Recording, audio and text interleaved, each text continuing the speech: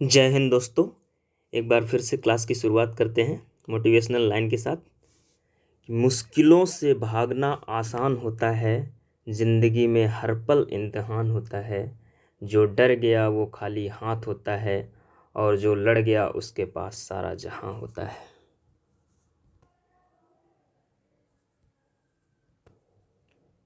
चलिए दोस्तों, क्लास की शुरुआत करते हैं। आज का हमारा नया टॉपिक है उच्चारण स्थान।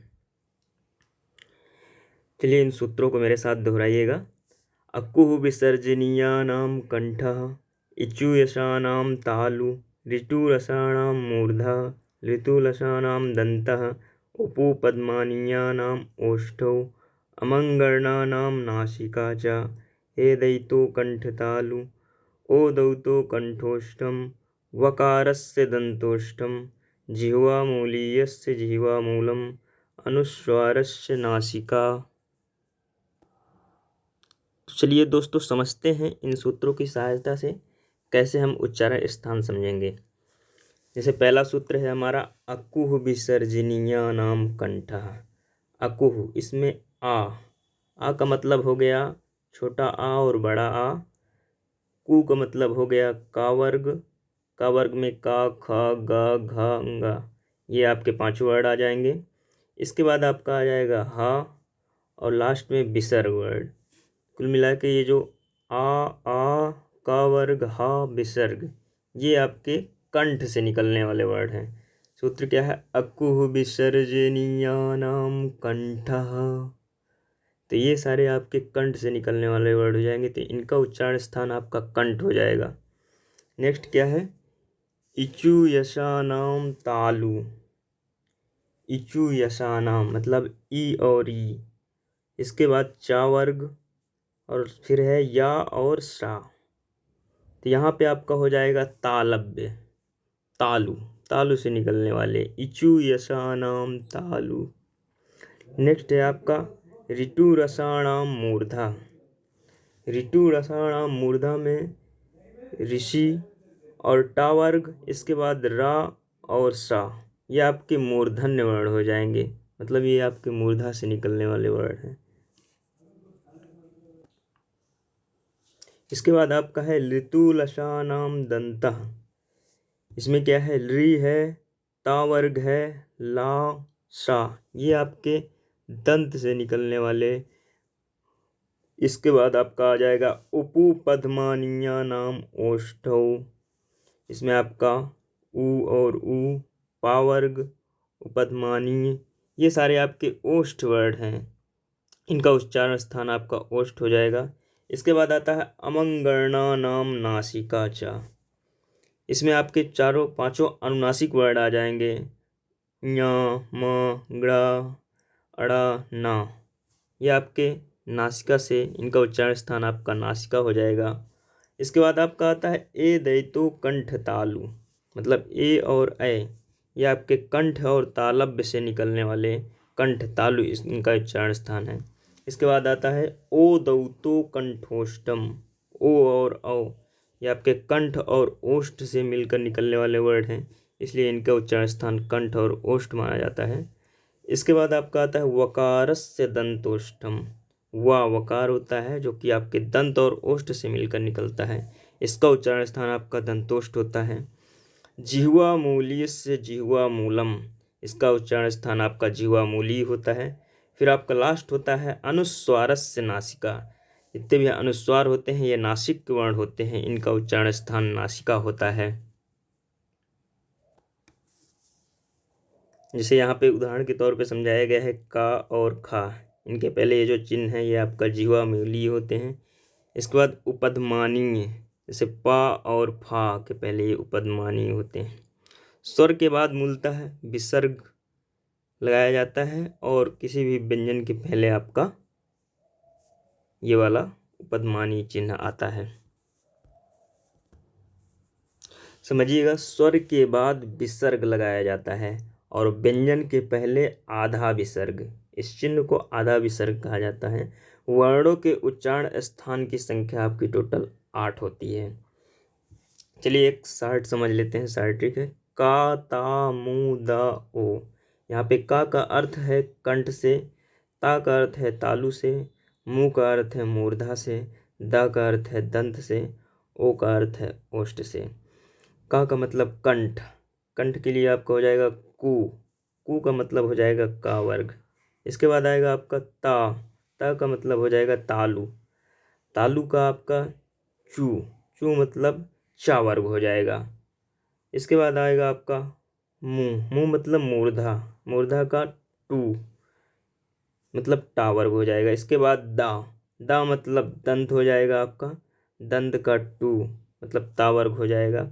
और लास्ट में आपका ओ मतलब ओष्ठ, इसका पा वर्ग। तो इस तरह से आप शार्ट में इसको याद कर सकते हैं, का ता मु दा ओ कुचू टू तू पू।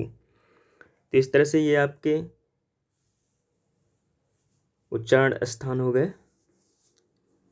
आइए हम नेक्स्ट टॉपिक को कवर करते हैं। आज का हमारा दोस्तों नेक्स्ट टॉपिक है प्रयत्न। काफ़ी इम्पॉर्टेंट है आपकी परीक्षा की दृष्टि से। प्रयत्न का मतलब क्या होता है? विशेष यत्न, और यत्न का मतलब ही होता है प्रयास। प्रयास मतलब कोशिश, समझ ही रहे हैं आप लोग। तो प्रयत्न का मतलब क्या है कि वर्णों के उच्चारण करने की चेष्टा को ही प्रयत्न कहा गया है। वर्णों के उच्चारण करने की चेष्टा को ही प्रयत्न कहा गया है दोस्तों। अब बात करें प्रयत्न की, तो प्रयत्न दोस्तों दो प्रकार का होता है। एक होता है आभ्यंतर या आभ्यंतर प्रयत्न, और दूसरा होता है आपका बाह्य या बाहरी प्रयत्न। जो आभ्यंतर प्रयत्न होता है, इसमें आपका पहले प्रयास और बाद में उच्चारण किया जाता है। लेकिन जो आपका बाह्य प्रयत्न होता है, इसमें आपका पहले उच्चारण और बाद में प्रयास किया जाता है। तो चलिए हम इन दोनों प्रयत्नों को समझते हैं। सबसे पहले हम आभ्यंतर प्रयत्न को समझेंगे और उसके कितने प्रकार का आभ्यंतर प्रयत्न होता है उनके बारे में विस्तार से समझेंगे। तो आभ्यंतर प्रयत्न, यत्नो द्विधा आभ्यंतरो बाह्यश्च। इसका क्या मतलब है? इसका मतलब ये है कि आभ्यंतर का अर्थ ही होता है भीतर या आभ्यंतर। इसका मतलब चेष्टा से है, मतलब जो वर्णों के उच्चारण के पूर्व मुख के अंदर होती है। तो कहने का मतलब क्या है? जिन वर्णों का उच्चारण स्थान या उच्चारण करने से पहले, जिन वर्णों का उच्चारण करने से पहले प्रयास किया जाता है, उसे आभ्यंतर प्रयत्न कहते हैं। आभ्यंतर प्रयत्न हमारे 5 प्रकार के होते हैं। कौन कौन से होते हैं? स्पष्ट, स्पृष्ट प्रयत्न, ईषत् या ईषद प्रयत्न, ईषद विवृत प्रयत्न, विवृत प्रयत्न, या फिर संवत प्रयत्न। तो सबसे पहले हमारा जो होता है स्पृष्ट प्रयत्न, इसका मतलब ही होता है स्पर्श करें। इसमें आपके 5 वर्ग यानी कि 25 स्पर्श व्यंजन का से मा तक आ जाएंगे। इसके बाद आता है ईषद या ईषद स्पष्ट बोलते हैं। इसमें आपका थोड़ा सा स्पर्श होता है, इसको अंतस्था नाम बोला जाता है। इसमें आपके यण वर्ण आ जाते हैं, यण प्रत्याहार के।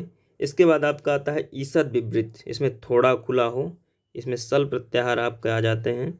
इसके बाद आता है आपका विवृत, पूरा खुला हुआ, ये स्वरों का होता है, समान स्वर होते हैं इसमें। और फिर आता है समृत, समृत मतलब नाम मात्र का खुला हो, जैसे बहुत छोड़ो, बहुत कम इसमें मुंह आपका ओपन हो रहा है। तो चलिए हम इन 5 प्रयत्नों को विस्तार से समझते हैं। तो चलिए बात करते हैं स्पष्ट प्रयत्न की। इसका सूत्र क्या है? तत्र स्पृष्टम प्रयत्नम स्पर्शानाम। कहने का मतलब है जिन वर्णों का उच्चारण करते समय जिह्वा मुख के अंग कंठ, तालु, मूर्धा, दंत आदि को स्पर्श करती है, ऐसे वर्णों को हम स्पष्ट प्रयत्न कहते हैं। ये सब आपके स्पष्ट प्रयत्न के अंतर्गत आते हैं। इनकी संख्या टोटल कितनी होती है? 25 होती है। का से माँ तक अर्थात स्पष्ट प्रयत्नों की संख्या आपकी 25 होती है। स्पष्ट व्यंजन का स्पष्ट प्रयत्न होता है। का वर्ग आपका, इसके बाद चा वर्ग, टा वर्ग, ता वर्ग, ये सारे पांचों वर्ग आपके इस पृष्ठ प्रयत्न के अंतर्गत आते हैं। इन्हीं को स्पर्श वर्ण भी कहते हैं। अगला हमारा क्या है, ईसद या ईसत स्पृष्ट प्रयत्न। इसका सूत्र क्या है, ईसत स्पृष्टम अंतस्थानाम, अर्थात जिन वर्णों का उच्चारण करते समय जिह्वा मुख के अंगों के आंतरिक भागों को स्पर्श करती है, ऐसे वर्णों को ईसत या ईसद स्पृष्ट प्रयत्न होता है। मुख के आंतरिक अंगों को थोड़ा थोड़ा स्पष्ट करें। अंतस्थ व्यंजनों का ईसद स्पष्ट प्रयत्न होता है। इनकी संख्या कितनी होती है, 4 होती है, या, वा, रा और ला। मतलब अंतस्थ व्यंजन ही आपके ईसद प्रयत्न हैं। अगला हमारा क्या है, विवृत प्रयत्न। विवृत प्रयत्न के बारे में समझते हैं।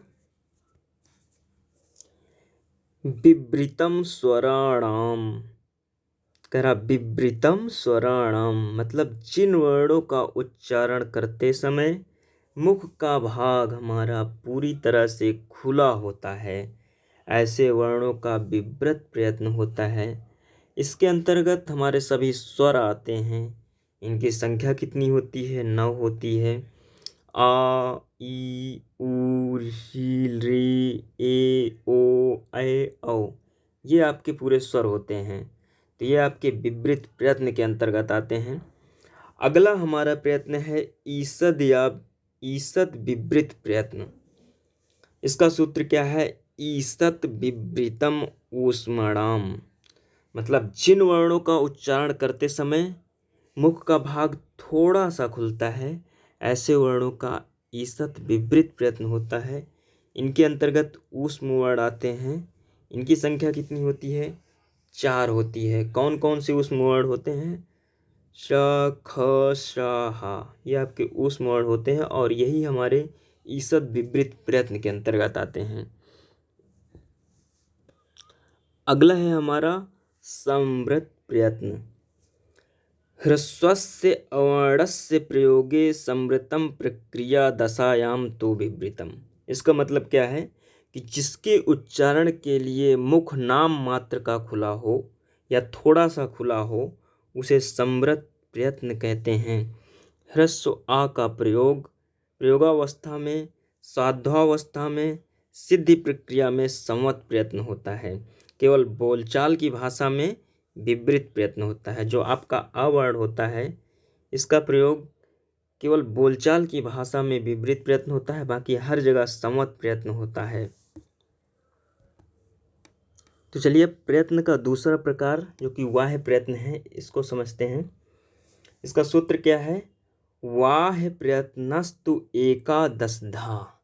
इसका मतलब क्या है, इसका मतलब ये है कि मुख से जब वर्ण बाहर निकलने लगते हैं, मुख से जब वर्ण बाहर निकलने लगते हैं, तो उस समय उच्चारण की जो चेष्टा होती है, उस समय जो उच्चारण की चेष्टा होती है, उसे वाह्य प्रयत्न कहते हैं। मतलब जिन वर्णों का पहले उच्चारण किया जाए तथा बाद में प्रयास किया जाए, उसे वाह्य प्रयत्न कहते हैं। इनकी संख्या कितनी होती है, तो इनकी टोटल संख्या आपकी 11 होती है। कौन कौन से होते हैं, सबसे पहला होता है विवारः, फिर होता है संवारः, श्वासः, नादः, घोषः, अघोषः, अल्प प्राणः, महाप्राणः, उदात्त, अनुदात्त और लास्ट में आपका होता है स्वरित। इसमें क्या है, विवारः, श्वासः, अघोषः, मतलब पहला, तीसरा और छठवां खर, खर के अंतर्गत आते हैं। इसको हम नाम देते हैं खबिस, शार्ट में हम नाम खबिस दे देते हैं।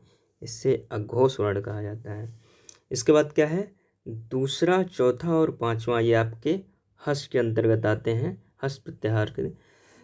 संवार, नाद, घोष, इसको हम शॉर्ट में नाम देते हैं हसन्ना घोह। तो चलिए इन्हीं प्रयत्नों से हम अल्पप्राण और महाप्राण के बारे में समझते हैं। काफ़ी इम्पोर्टेंट है ये, आपके परीक्षा में पूछा जाता है।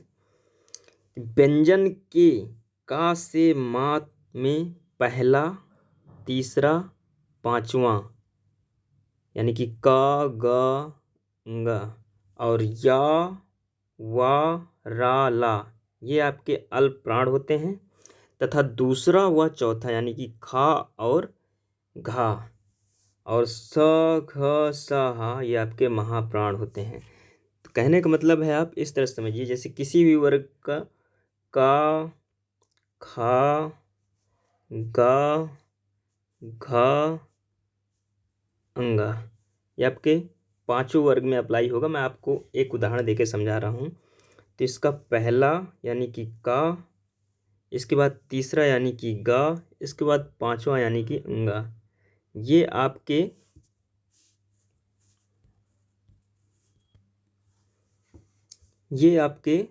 तीनों